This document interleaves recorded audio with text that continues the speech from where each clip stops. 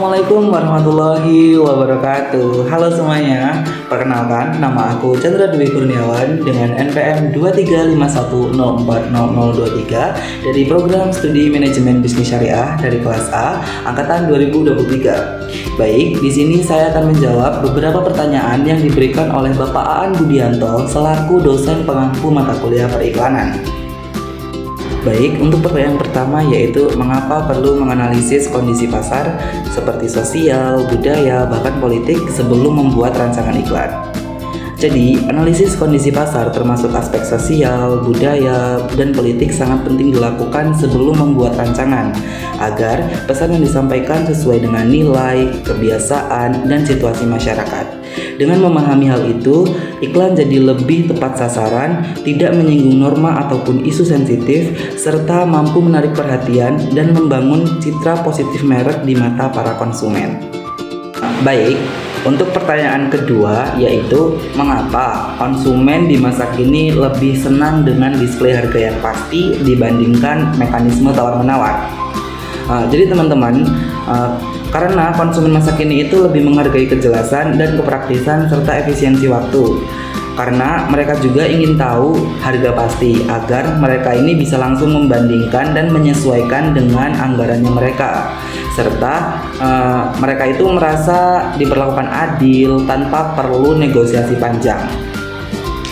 Konsumen modern juga lebih suka dengan harga yang pasti karena dianggap lebih jujur, cepat, transparan, dan nyaman dibanding harus tawar-menawar.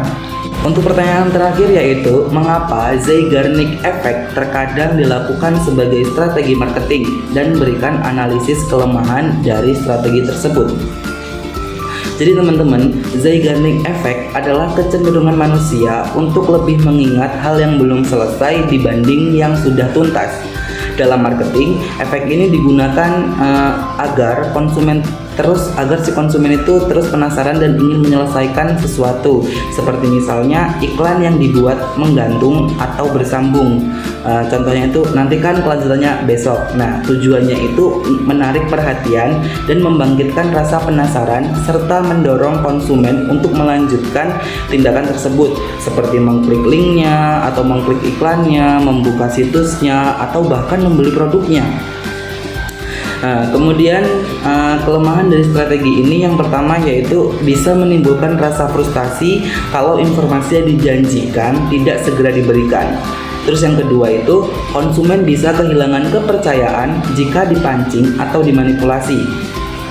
Terus yang ketiga, tidak cocok untuk semua audiens karena sebagian orang itu lebih suka kejelasan dan langsung pada intinya. Dan yang terakhir yaitu efeknya jangka pendek karena hanya memancing rasa penasaran sesaat tanpa selalu menumbuhkan loyalitas. Baik, itu saja jawaban yang bisa saya berikan. Kurang lebihnya saya mohon maaf. Saya akhiri. Wassalamualaikum warahmatullahi wabarakatuh. See you di next video ya guys. Bye bye.